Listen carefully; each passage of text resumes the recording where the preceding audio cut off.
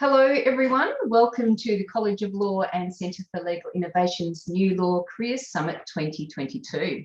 I'm Melissa Lyon, Executive Director and Experience Designer at Hive Legal, and I'll be acting as your facilitator and host for this session on the role of a client experience designer. And I'm very excited to be discussing that with some amazing client experience designers I have here today. So welcome to Kim Wigand, who is a partner at Beaton and founder of Julep Advisory. Sam Burrett, Client Relationship Manager at Clayton Utz and CLI Emerging Leaders Board Member. Welcome, Sam. And Carl White, who is a Director at New Law PwC. So welcome to you all. Thank you very much for joining us today. So let's make a start about a topic and a role that I am personally very passionate about and excited to have this included as one of the new law careers in this summit. So today we're going to be talking about all things client experience. So to start off with, let's explore what client experience designers actually do, and who better to ask than the amazing panel we've got right here today. So I'm going to start with Carl and actually ask you this question, Carl. What do you do? Thanks for that big question. Well, I mean, look, noting that client experience is, yes, of course, about the client experience, the external client experience, but equally it's about the employee experience. It's about service culture. For me, it's always been kind of two halves of the same thing. So essentially, my role really is about being a program director for making improvements on both those sides, both in terms of the client experience and in terms of the employee experience. So it's going to involve what I would describe as CX activation of roles and functions within an organization. It's going to include CX discovery. So that's understanding how our clients feel about you, also about how employees feel about working in a particular place. Only then does it become about design, really. So it's then about understanding, what are the highs and lows of the external client's experience and doing that together, enabling everyone to do that together. And then we're in a position to really say, right, what's next? How do we improve? What are the uplifts that we want? And then that is a big, sometimes a long process of implementation, operationalization, and embedding the improvements that we want to see long term. So a lot of information gather at the start, isn't it? That Absolutely. Empathy piece around Yeah. what people's experiences are and how we go about grabbing that information. Thanks, Carl. That's great. Sam, what do you do? Yeah, really interesting. I sort of agree with all those concepts, but my sort of at a more ground level, what I do on a day-to-day is sort of split into three different buckets, I normally say. So the first bucket is true client work, which ranges from the exciting and inspiring to the administrative and dull. There's exciting things like interviewing clients and working with clients to get their feedback on the way we deliver our services to them. And then there's the more administrative stuff like processing that feedback or filling out client reporting, etc. So there's inspiring to boring in the client element.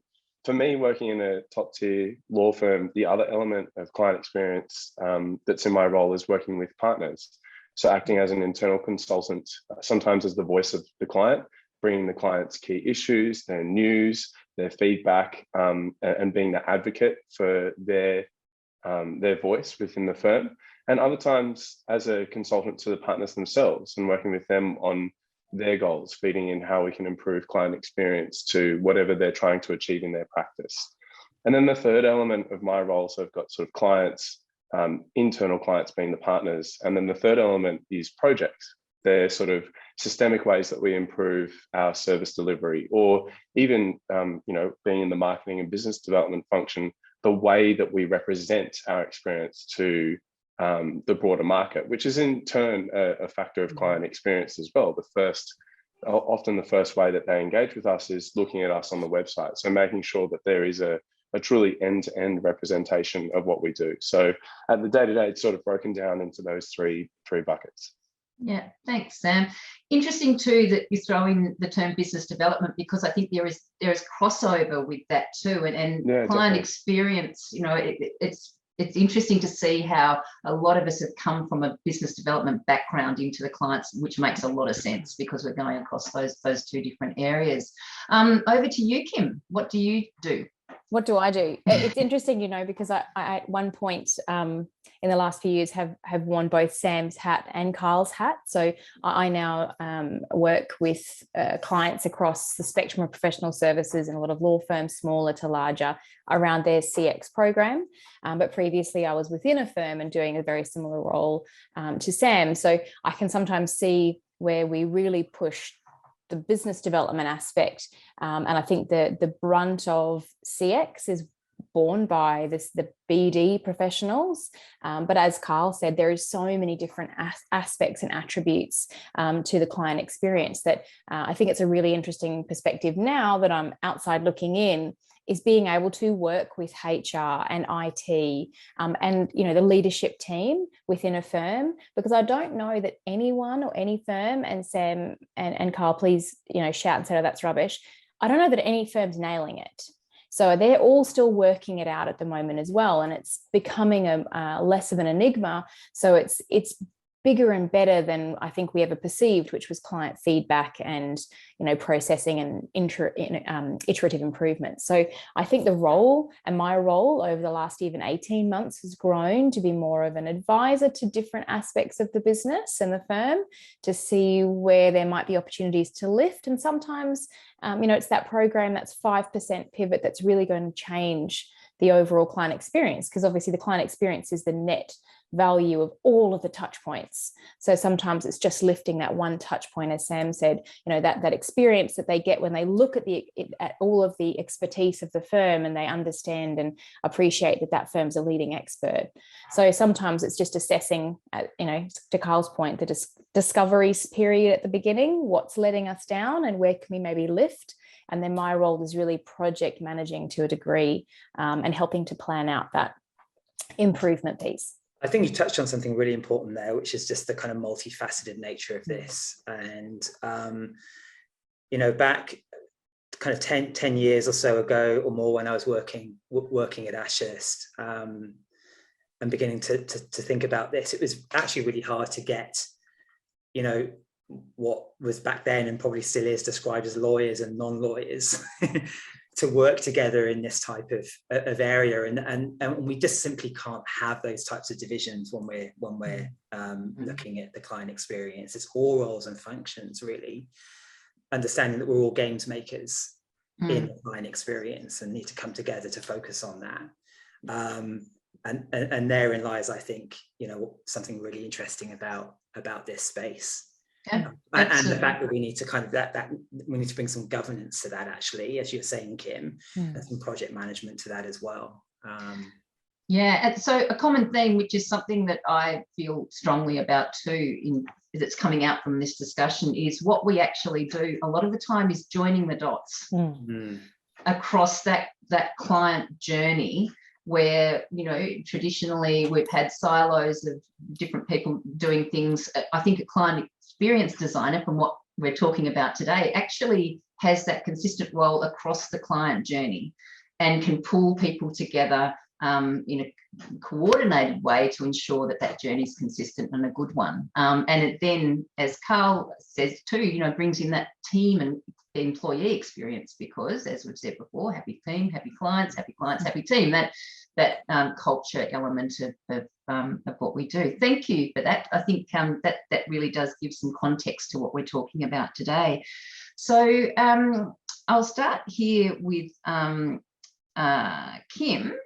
and ask you this question. Look, in my experience, client experience designers are very passionate about what they do. So I'd like to explore the why, which is a favourite question of mine. What do you really love about what you do and why? Sure.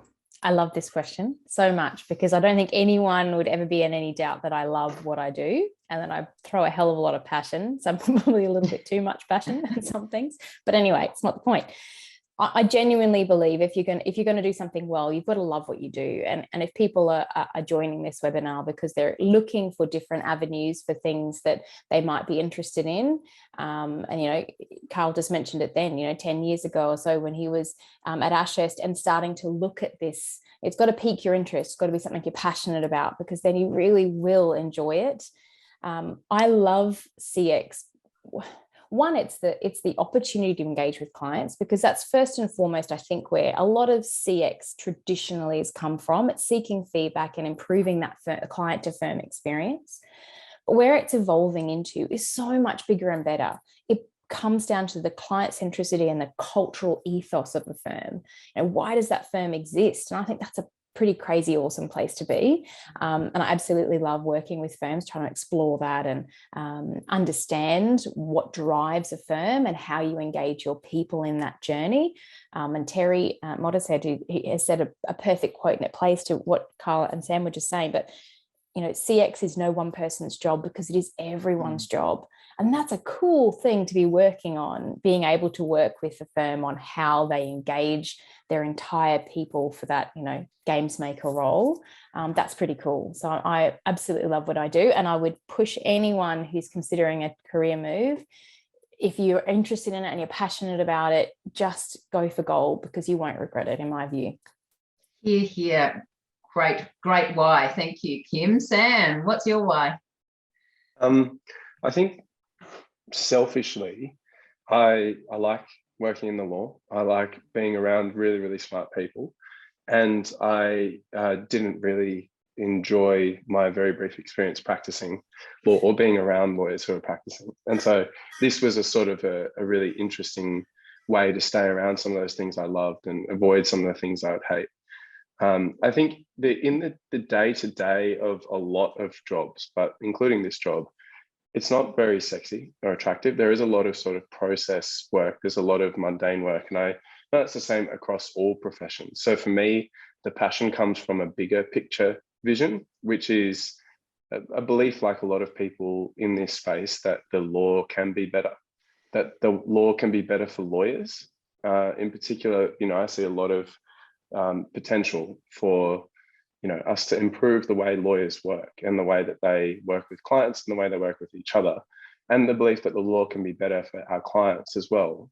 When I think of clients, I think of in-house legal counsel in large corporate organizations who are under, at the moment, extreme pressure to balance very tight resources with very complex, huge amounts of work. And that problem's been around for a long time, and there's no silver bullet. But I do think we're doing really exciting things in the legal industry to change that. So that's the sort of big picture that keeps me interested and that drives the passion. And it's obvious that you are passionate about it, Sam, with that answer. Fantastic. Thank you. Carl, yeah, what's your why? Amazing answers. And Sam, you know, as to the point around law, I mean, I think it's an incredibly exciting time to be in the law right now. I couldn't think of another place I want to be, because there's so much happening and changing and innovating. That resonates with me as well. You know, law can be better for clients. What really drives me as well is, you know, the place in which we work can be better as well. You know, our culture can evolve and be better. Interestingly, I think that, you know, client experience assumes that obviously the focus is again external, and that's the predominant focus. But actually, it starts with us. It starts with you in the room. It starts with the people around us. It starts internally. Actually, it's the reverse to what we might be thinking, and that's what really floats my boat and excites me, is being able to work with people inside of an organization to light their fire, to enable them, you know, to really be a part of their organization's journey. Yeah. And to really see that when you provide that opportunity for ownership and for involvement, that's one of the greatest rewards, really.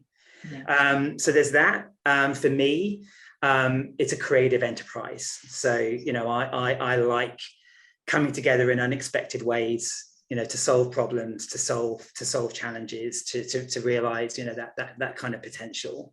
So that really drives me. And the final thing is, with my background being theatre, this whole thing is a service performance, right? We just happen to be doing the law, but essentially, the curtain is up, we're on stage, and it's how we put that performance together. And that's the way I kind of always look at this: the front stage, the backstage, and the roles we all play in that to bring that performance to life. And that it's kind of an inspiring take for me that I like to bring to things. Great. Loved hearing all of those whys, and if I can just pull some of them together and look at some of those common themes, that the idea of collaboration, really being passionate about getting people to collaborate or helping people collaborate. The idea of the future can be better. That's what design's about, designing that better future. And also thank you, Carl, for that fantastic give me around the creativity as well, because when we're designing and looking for what we can do and how we can make things better, that creative mindset that we can bring to it can really open our minds to what can happen in the future, which is fantastic.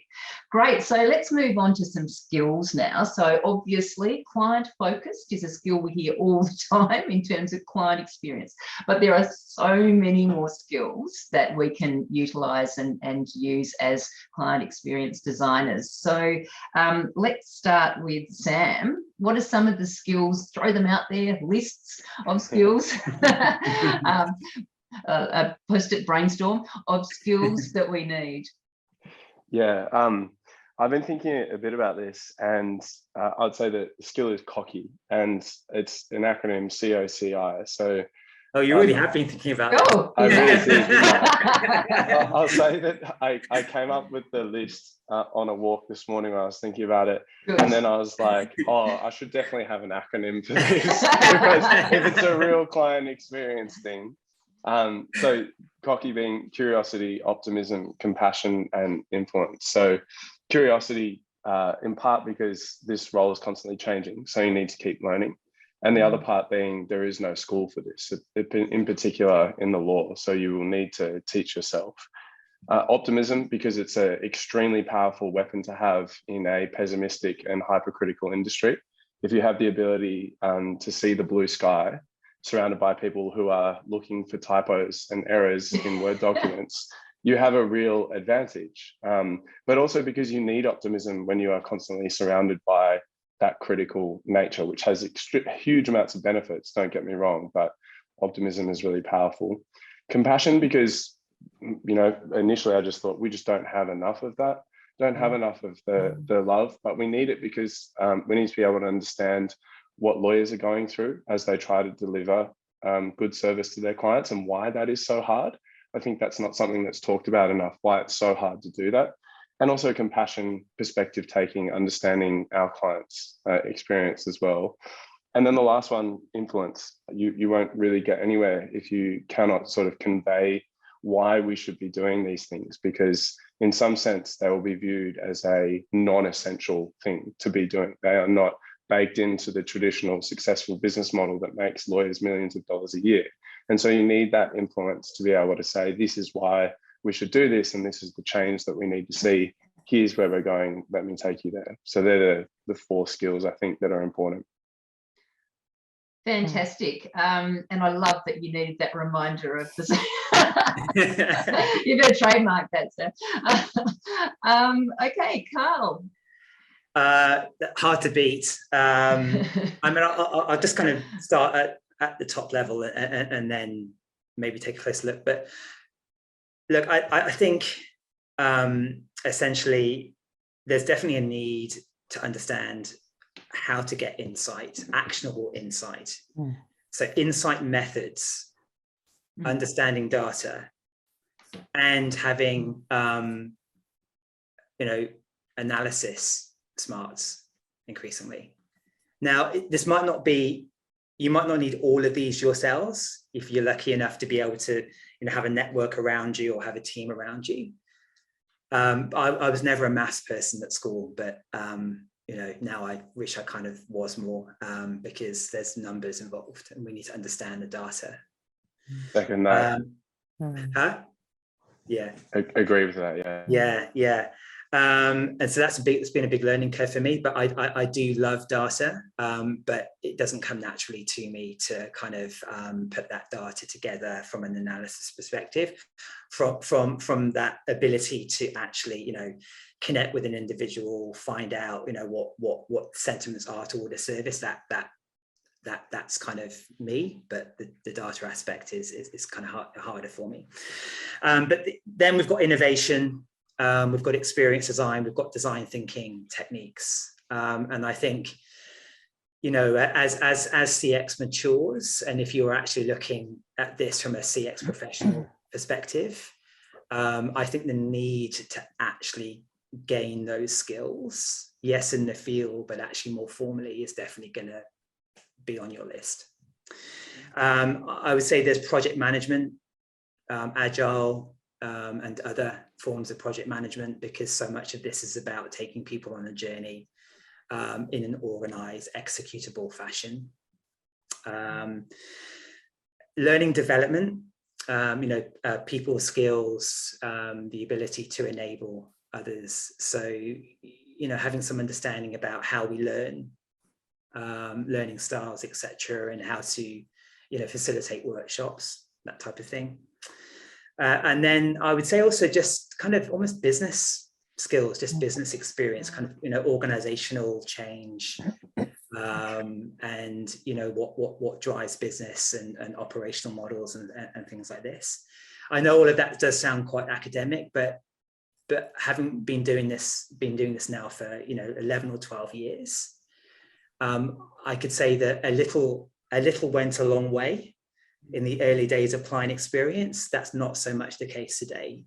It's a much more mature area, and more of those hard skills are going to be required, I would say.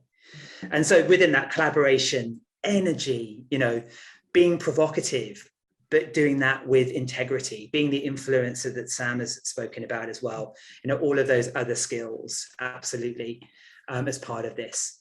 In terms of client focus, though, I say that's a mindset, not a skill. Yeah. Right. So we really have to get to the hard skills here. Wherever you get them, you can learn them in the field, but increasingly, you need to kind of, I think, formally acquire them as well. Absolutely. Thanks, Kim. Well, I want to say all of those things. Absolutely, I agree with absolutely all of those things. It's funny because I think to date, I'm not sure, and apart from Carl, who obviously has had a much longer history and run within specifically client experience, I mean, Sam and I, by default, because of our roles, have more fallen into working within client experience, as opposed to at any point sort of a deliberate pivot of our career, me more recently. But so I think there's two schools of thought here, and Carl's touched on it just then, but one is those hard skills that are skills that I don't know that within even a law school or that you necessarily look at focusing on project management skills or influencing skills, or so they're hard skills, but a lot of them are soft skills, what we might classify as soft skills. So it's developing those. Even presentation, you just said, you know, being able to deliver presentation skills. I don't know how many times I stand up in front of a room of partners and I've got to convince them using data and using a framework, some bit of strategy, understanding the drivers of the firm. And so it's being able to present it, but then it's knowing all of those things as well. So being purposeful, and I would say this to anyone that I coach or work with, understand the drivers of your firm, because anyone walking into, and this is why we work within law, we know law, we understand law, we know what's going to trigger a response, therefore our influencing is more impactful. So take the time, don't think I'm not a CFO, I don't need to know about the finances, understand the finances. Absolutely get to grips with, you know, capacity utilization, what teams are down, how you can help drive that, what's stopping their revenue generation, all of those things, which, yes, to a degree feel and sound like business development skills, but actually they're not. They're good business acumen. So understand financial drivers. And I would say, you know, things like design thinking, there's some brilliant tools out there to help you with that. It is a skill that you can develop and learn. It's, again, somewhat of a mindset, I think, to a degree, being open to that, but skills, project management, yes, but actually, you know, I think ultimately, and I'm sure both Sam and you as well, Mel, in your experience, resilience. Yes. Resilience is something, Sam touched on it in terms of optimism. That optimism is a really powerful tool, and yes, it is. And Kyle touched on it as well. I can't remember the term you used, but it's basically being like, forward and giving something a crack. Have confidence and build some modicum of, whether it be tools that you can rely on to build resilience, because you're going to get people who turn around and say, that's rubbish, I'm not doing that. And then you have to lean on, how else can I influence this? What other data can I bring forward? What other examples can I showcase here? What clients can I seek feedback from to demonstrate that this is the right thing that we should be doing? So it's having all of those things, I think, bringing them together. And I think it's funny because even you mentioned, Sam, about the traditions, but I read a meme the other day, which I just clarified so many things to me, but said tradition is peer pressure by dead people. And yet, if in the law we hold to, but this is the way it's always been done. No, those people are gone. Like, let's look forward. But sometimes it's a challenging thing to convince a bunch of people who are wedded to tradition that they must change how they go about things, that the industry is changing so quickly. We cannot at any point just go, oh, that's the way it's always been done. So you have to have resilience, optimism, yes. And when you said cocky, Sam, I genuinely thought you meant the word like be cocky. Yeah, I did too. People have said that I'm cocky and I just give it a crack. Like, come on, let's just try something different. So I think there's a modicum of having self-confidence as well, founded and grounded by data and evidence, and people around you, leaning on the people around you to seek input, specialists. I know I've sought that from Carl in the past. So I think there's got to be an opportunity for you to try push yourself and change the agenda. That takes confidence and resilience. Yeah, absolutely. Sorry, you go, Carl. I'd love to jump back in there, because I think you've really nailed it in terms of that cockiness, that confidence, putting yourself out there, and I think probably the three of us would recognise that actually one of our drivers again is loving that challenge.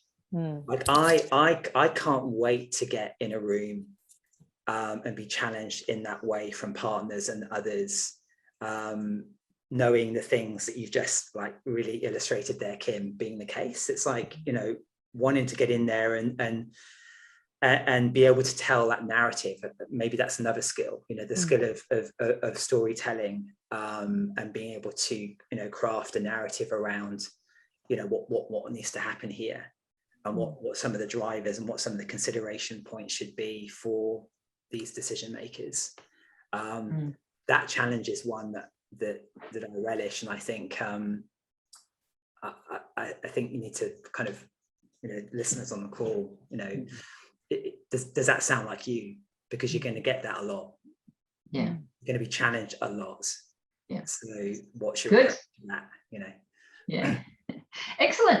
Okay, well, look, a lot of skills there, and just reflecting on that too, there are a really broad range of skills. So a bit later on, we're going to talk about what the future of client experience designers look like. And so one of the things maybe we can start thinking about is whether or not all of those skills get wrapped up into one person, or we're starting to have people who are specializing as the client experience idea grows and the roles grow. Are we going to have people specializing? So I'll just leave that thought with you and we'll come back to that. But right now, what I would like to do is to have a think, or to talk about your career journeys, because in my experience, I see a lot of client experience people coming to those roles from very varied backgrounds, and our panel here today is a great example of that, in terms of the different ways that you've come to these roles.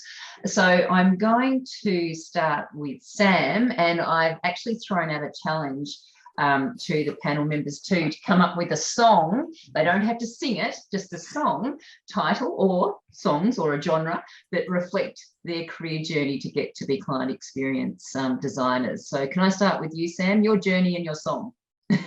Oh God, it's a tough one. I'll give you two different options for the song.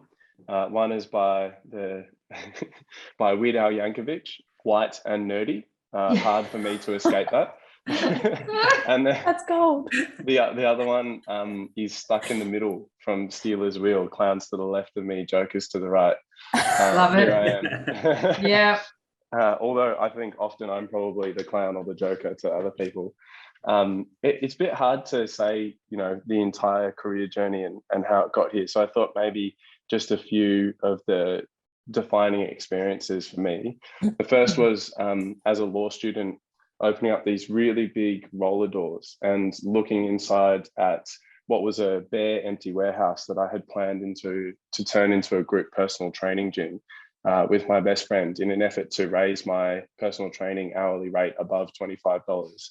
I thought it might, $25 an hour, I thought it might be a good idea to open up this gym. But as I opened the roller doors, I suddenly realized that I really, truly would have to sing for my supper in order to pay the rent and pay all the bills that I had suddenly signed myself up for. And that started my interest in sales and marketing. How do I grow this gym to be the thing that I want it to be against all these liabilities that I now have myself signed up for? It also helps me, I think, understand a little bit better the experience that partners go through when they take up partnership in a law firm, and all of a sudden they are no longer just lawyers, but they are also business owners. It's a totally different experience in many ways, but I did feel that pressure and that stress, and I think that has definitely helped. The next thing was being so fortunate to, in the early part of my legal career, work at a firm, Legal Vision, which is where I originally came across Carl White in full force presenting on client experience. It was one of the awesome things that I saw there. But the other awesome thing that I saw at Legal Vision was a true dedication to Net Promoter Score and just how much that could transform a legal business model. Every single month, the CEO would get up, Lachlan McKnight, at our whole of firm meetings, and the first thing he would report on was Net Promoter Score. Why it was up, why it was down, who was doing well, which practice groups were performing, and just that extremely rigorous focus on client experience. You know, I kind of had an inkling that wasn't happening elsewhere, but I'm so grateful that I got to see that firsthand and all the benefits that can bring to other experiences that have really shaped where I got to now. Over the course of sort of 2020, 2021, I spoke with just over 120 general counsel and senior in-house legal counsel as they were grappling with the pandemic. They were 45-minute conversations, and I asked them a series of fairly standard questions about legal technology, the key challenges they were facing, how they were resourcing their team, and learned a lot about what it was like to be an in-house lawyer and to be an in-house lawyer through the pandemic, which gave me sort of experience from the client side, maybe some of that compassion that I was talking about earlier. And then the last thing, if you want to meet people in the legal industry or anywhere, if you buy yourself a microphone and say that you have a podcast, almost anyone will speak to you, or at least they would in 2019, 2020. Almost everyone has a podcast now. But what that enabled me to do is start a podcast talking about what it takes to succeed in the legal industry, was meet some really amazing people, in particular, non-lawyers who are doing really cool things in the legal industry. You know, I think of probably initially how I came across Terry and the Centre for Legal Innovation, Warwick McLean from Coleman Grieg, who's the CEO over there, you know, Kim, almost everyone on this call. In some way, being able to meet lots of different people who are doing great things in the legal industry helped me sort of figure out what I wanted to do as well. So a collection of random experiences, and that's how I got here. Random experiences, and thank God for those random experiences, Sam, because they've brought you to this, which is great. Thanks, Sam. Carl, your song or songs and your journey. Yeah, look, I struggled a bit like Kim. I think we both struggled to identify one song, but I mean, I can quote a few tracks off my playlist from yesterday's CX workshop, which included Love Will Tear Us Apart, but Pensive. And Diplo Promises and Hayden James Lifted. So I guess the theme there is EDM, electronic dance music, and high energy for CX workshops. Good. And that's featured throughout my career, is creating that mood in the room, essentially, where things can happen, really productive things can happen. Anyway, so yeah, look, bit of a crazy ride really, and certainly not a conventional journey at all. So I was pretty vocational around theatre practice. I got a drama practice degree from Manchester University, and I went on the stage management at did a diploma at RADA, the Royal Academy in London. And when I left that after working in the theatre professionally for a few years, I returned to retail, which is an area that I just love, consumer retail. And I managed stores in London and for Muji, which is a Japanese retailer, and then became the training officer for Europe for that organization. And then randomly, I bought a house in 2002 in London. We had to queue for houses. There's tons of people, and I got there at 4:30 in the morning to get my reservation fee down. I was number 8 in the queue and number 9 in the queue, waiting to purchase a house with Stephanie Mahana, who's the head of learning development at Ashurst. And so I ended up with a flat. So did she. She became my neighbor, and then a job, because she invited me to come in and interview for a role in Ashurst learning development. And that's how I entered the law. And I was at Ashurst for 7 or 8 years in a learning development role, working with every part of the business, lawyers and support staff, and also during a really interesting period in Ashurst development globally. And when I left, I formed a business called CX and Law, which essentially took kind of retail techniques at the time, mystery shopping, very cocky, Sam, to take mystery shopping out of retail and apply it literally into law. We're like, hey, what would we find if we just applied mystery shopping to law firms? And the result was terrible. Law firms failed the first impression test miserably. Carl, do you just want to quickly describe what that is? Because some people might not necessarily understand that. Yeah. Yeah, absolutely. So, might be familiar with the concept of mystery diners or mystery shoppers going to stores and measuring the experience they have in store en route to a purchase. There's a bit of net promoter score involved in that as well. How likely are we to want to return, spend and recommend an organization based on our first contact points? So in the case of law, we created a team posed as potential clients of law firms. And then engaged by the law firms, we would make inquiry calls and use other contact points to measure the success of those initial experiences. How likely would we to want to engage the firm based on those experiences? Right. And that was sponsored by the College of Law, fortunately enough. And the study told us that there was massive improvement required. This is also a time in the UK where client experience in law wasn't really a thing at that time.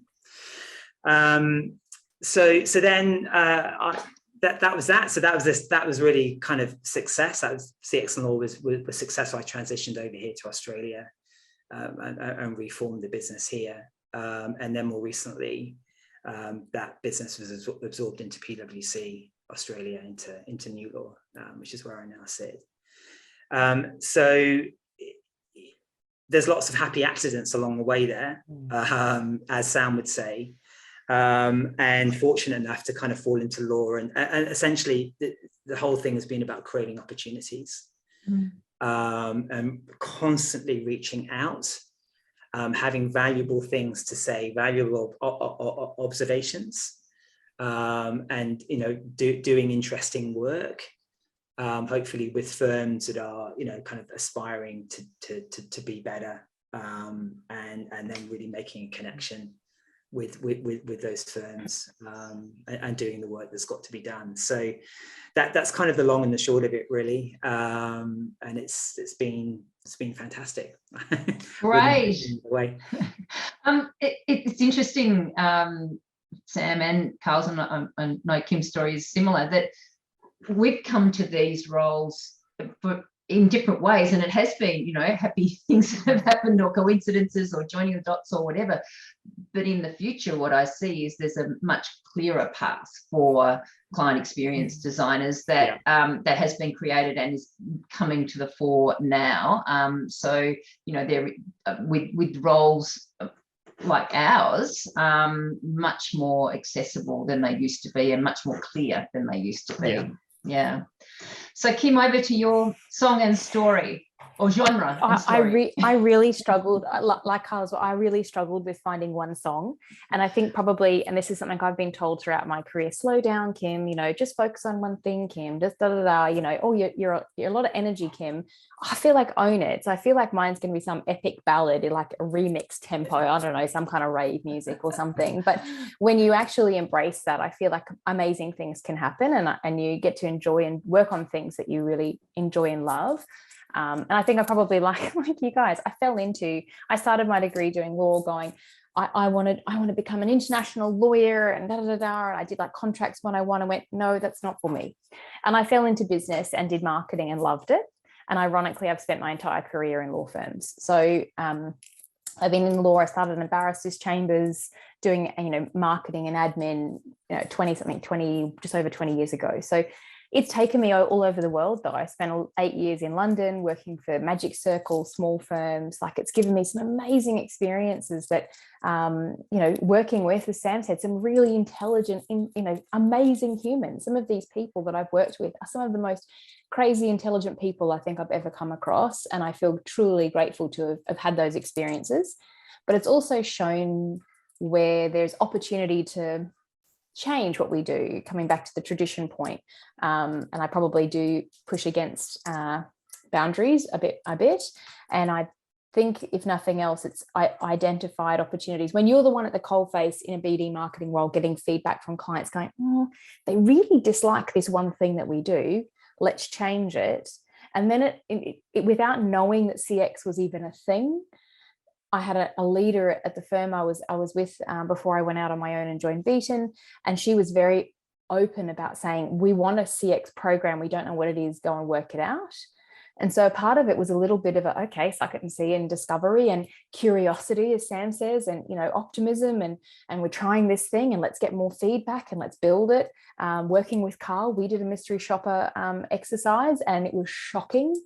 People 2 corridors down from one person didn't know that was the specialist they had in the firm was one of the only specialists in the state.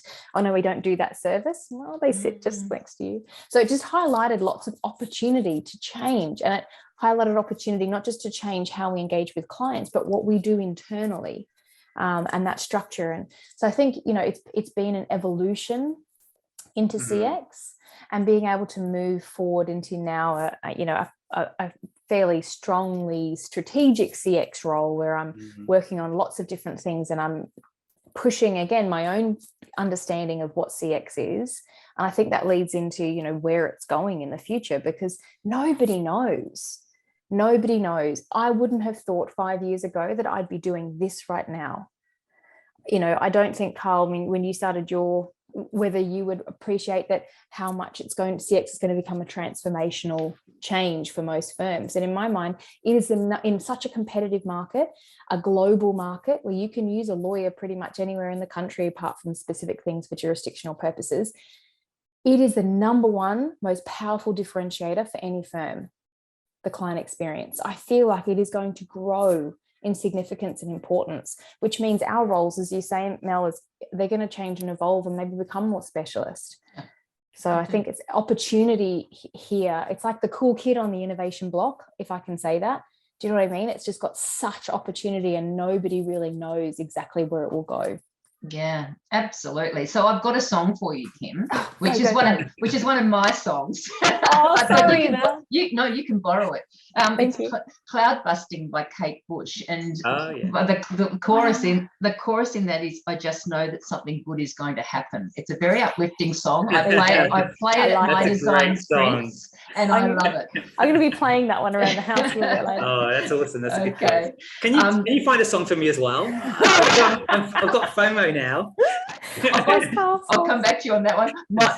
My personal song is Annie Lennox Why, an amazing film clip, but I think the why in client experience is so important too. Yeah. Why, asking that why each time, why we're doing it, is so important. Yeah, I mean, I think actually, and again, as to your point, Kim, I think as we all do more CX and organizations start doing more of it, there's also a risk, which is, again, we just arrive at this sea of sameness. We're all, you know, there's an escalator here, you know. CX was kind of was the new kid on the block, perhaps still is, but you know, it'll become more and more and more the norm.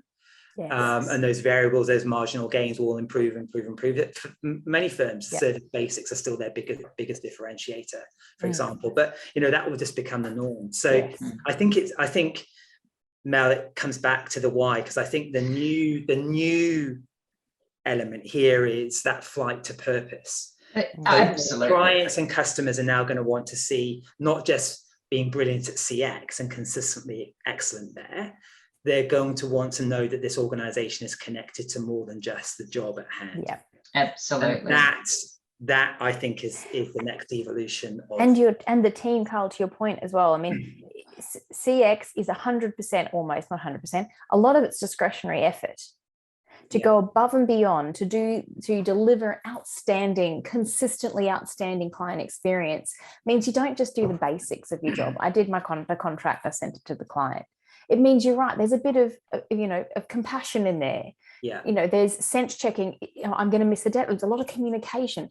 It's over and above the minimum expectations, which means your people need to be engaged. If they're engaged, they will give discretionary effort because they believe in your purpose. They're on board with your purpose. Yeah. They love the values. They align to your values, and they know what's expected. Yeah. It's being in and of service to each other, isn't it? It's both internal, but more and more it's about this broader community impact, I think, which goes back to Sam's point, the earlier point, I think, around, you know, what do we stand for in law, and how does that connect with the broader community? Yeah, actually, and I think one of my favorite quotes is Maya Angelou, which is people don't remember what you do, they remember how you made them feel. And I think, you know, that's what we really need. That's what the experience is. Improving the experience for people is how you make them feel, how they come away from that. And we've been focused, I think, in the legal industry for a long time on the what as opposed to the why, and that experience and how we make people feel, and there is definitely a shift towards that. So great segue into the last part of what we want to talk about today is how, and Carl, you've already talked about this, you know, how we see it evolving, and I'd like to hear from each of you too, just quickly, where do you see client experience professionals working with other new law careers? So talking about that collaborative, multidisciplinary type approach, what other new law careers do you see as relevant? Can I start with you on that one, Sam? Yeah, I think I can be relatively quick on this and say, I think the evolution is for more structured sort of sub-disciplines within this really broad banner. So for our client experience, I think, as you said, Carl, in your earlier point, a lot of people kind of came to it early and developed the skills on the fly, but increasingly, you know, formal training in data analysis, project management is really important. And I think that's only going to become more important. The people who I see in this space who are really doing great work at the moment are experts in a particular field and then applying that to a new context. So I think that's only going to accelerate more skills, more multidisciplinary sort of teams. And then how can we work with other people? I mean, it's part of that equation. As we get more experts with more specific skill sets, we'll all need to work together. But I think there are some really interesting opportunities to go a little bit more lateral. Like Carl, I was thinking as you were talking about your experience working with learning and development, just how important that is and how often that is an underutilized resource in law, because we think of learning and development, you know, as CLEs often, but it's so much broader than that. So I think professionals who are coming from, you know, HR, learning and development, and even sort of organizational psychology and psychology, as we talk about the importance of mental health and community and the way we deal with each other. That's the professionals that we really need to be working with more and more. Yeah, great point. Thanks, Sam. Kim, what do you think? I think, I mean, in terms of the future of the role, apart from it being really uncertain, I do think it is more human. And I think, if nothing else, and this is a controversial statement, but I think COVID has really exacerbated so many things, like our utilization of technology and all of those things. Look at this, we're all either at home or in work offices watching this and engaging with this, but it's fundamentally more human. Like the fact that we can connect with each other and we can connect with clients on a different level during really stressed and tense times, uncertain times, but being able to be human and check in. I think there's a return to that human connectivity, which sounds odd considering the exacerbation of, you know, technology usage. So I think the soft skills and human engagement skills, there's no longer there really is. And this comes back to the shape of the lawyer and, you know, the skill sets. And I know you've spoken before, Sam, that T shape, delta shape, I don't know, you know, all of the shapes, but it means it's a more well-rounded human. The skill sets that you need in these roles, even from a client experience perspective, but within the industry, are changing, which means to a specialist who's focused on CX is really looking at how they can engage and develop people, to the L&D point, develop people to deliver the next level of experience.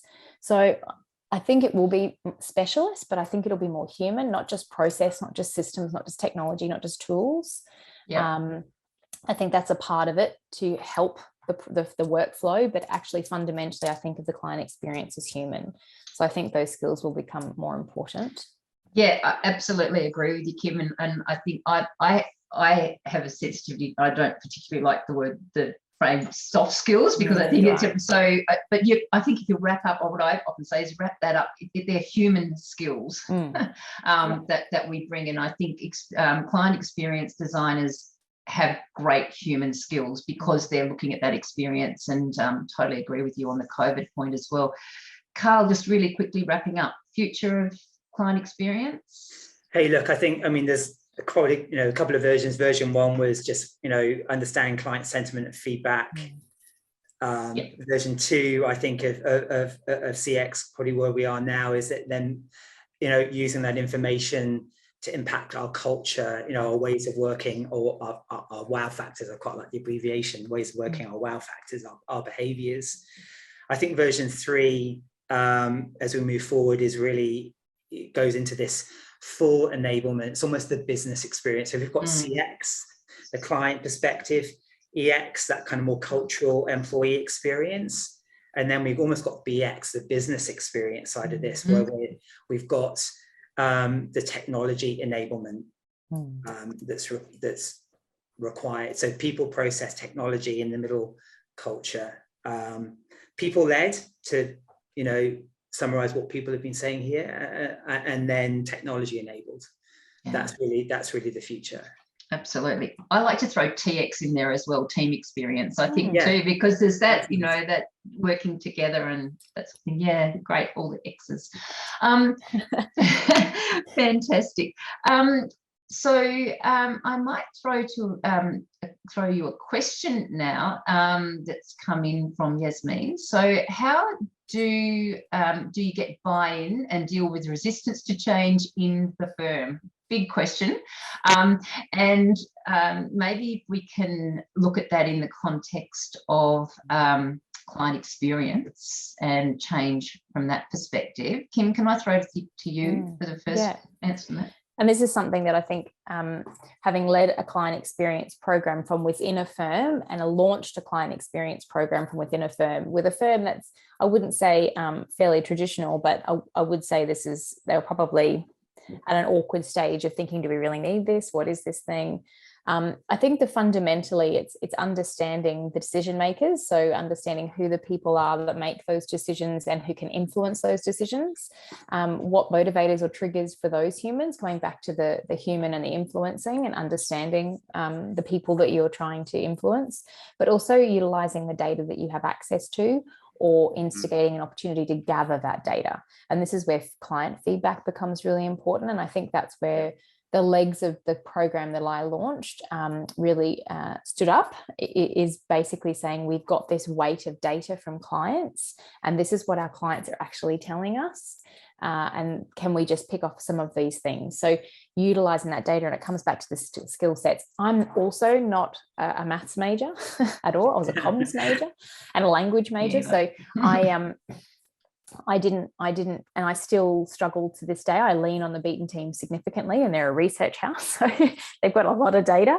But being able to, if you can't analyze them yourself, find someone within your finance team often, because they know how to act, pivot tables and all sorts of things, and look for trends, look for anything that's going to, and the term I would use is create or demonstrate, highlight the burning platform.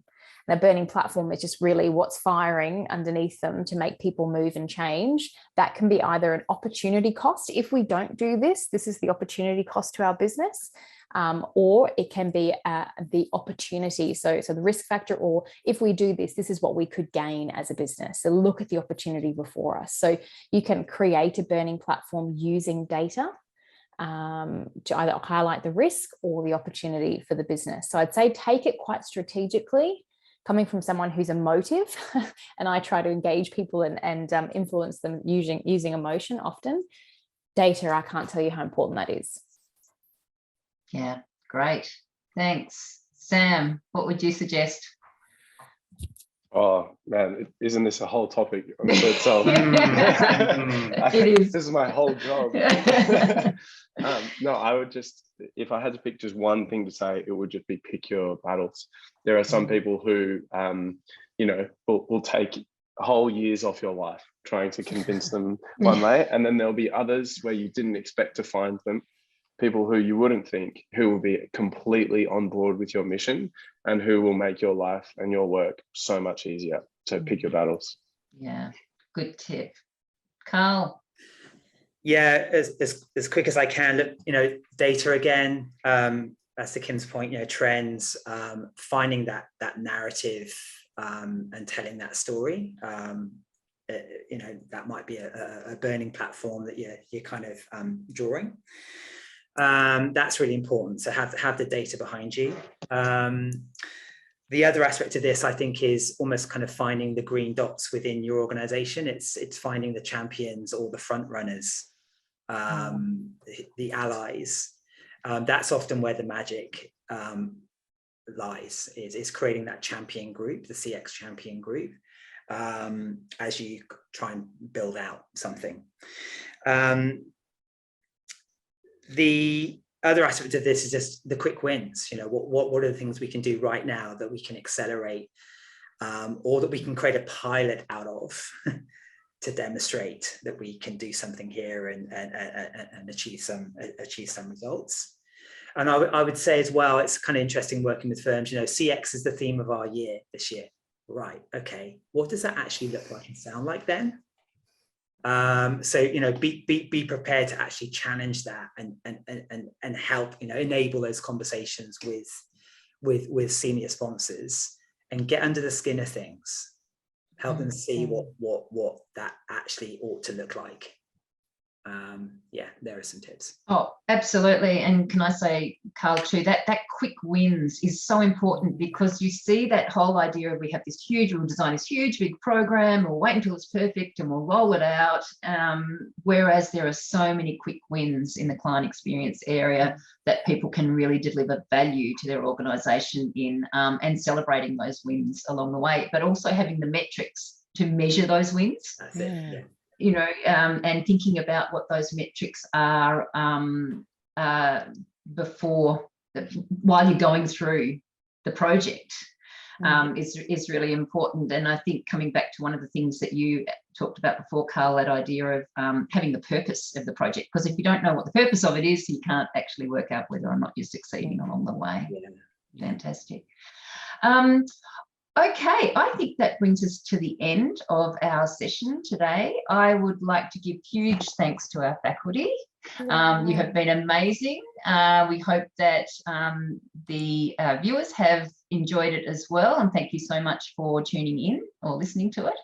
A recording of this session will be available shortly as a video and a podcast.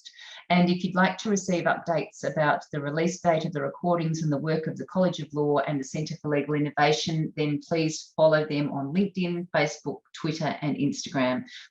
Thanks once again, Sam, Kim, and Carl. It's been a pleasure, and please continue on your journey. Listeners, continue on your journey with client experience, because it is a great area to be in and it's evolving as we go. So thank you very much.